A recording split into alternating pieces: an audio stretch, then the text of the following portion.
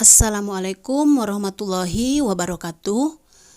Selamat datang di Aksi Nyata Platform Merdeka Mengajar. Pada kesempatan ini saya akan membagikan aksi nyata saya tentang topik 2, yaitu tentang mengapa kurikulum perlu berubah. Perkenalkan, saya Popon Marlia SPD, salah seorang guru di SLB ABC Al Barokah Kabupaten Sumedang. Baik, Bapak Ibu guru hebat, mari kita simak pemaparannya. Aksi nyata topik 2 pada kurikulum merdeka terdiri dari 2 modul.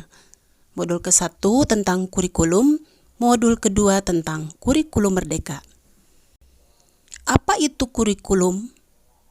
Pengertian kurikulum tercantum dalam Undang-Undang Nomor 20 Tahun 2003 tentang Sistem Pendidikan Nasional Pasal 1 Butir 19, yaitu kurikulum adalah seperangkat rencana dan pengaturan mengenai tujuan, isi, dan bahan pelajaran serta cara yang digunakan sebagai pedoman penyelenggaraan kegiatan pembelajaran untuk mencapai tujuan pendidikan tertentu.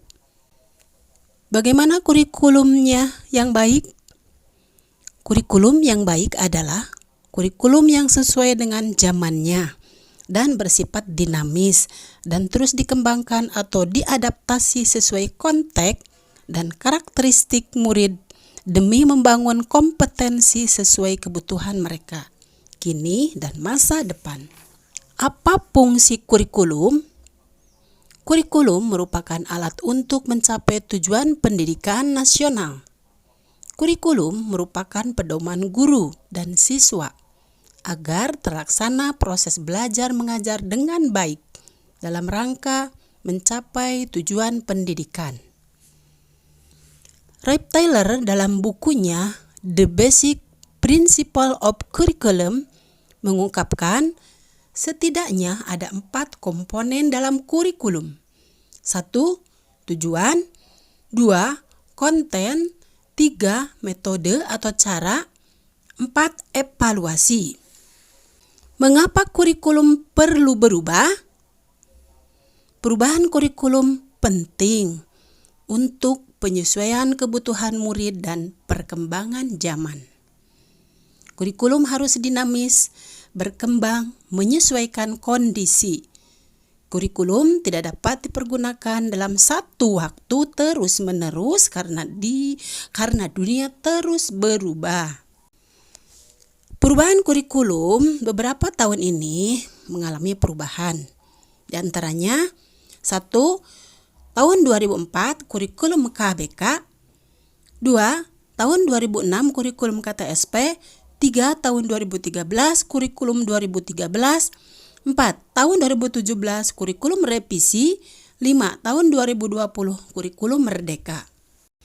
Menurut Ki Hajar Dewantara, maksud pendidikan adalah menuntun segala kekuatan kodrat yang ada pada anak-anak agar mereka dapat mencapai keselamatan dan kebahagiaan yang setinggi-tingginya baik sebagai manusia maupun anggota masyarakat. Adaptasi kurikulum. Kurikulum merdeka yang ditetapkan oleh pemerintah pusat dapat diadaptasi oleh satuan pendidikan karena satuan pendidikan memahami betul kebutuhan dan kondisi di mana murid berada. Sehingga kurikulum yang digunakan relevan dengan kebutuhan murid dan terwujudnya pembelajaran yang bermakna. Kurikulum yang diadaptasi oleh satuan pendidikan sesuai dengan karakteristik, keadaan kontekstual, dan kebutuhan satuan pendidikan itu sendiri dengan disebut dengan KOSP atau singkatan dari Kurikulum Operasional Satuan Pendidikan. Dalam KOSP terdapat beberapa komponen.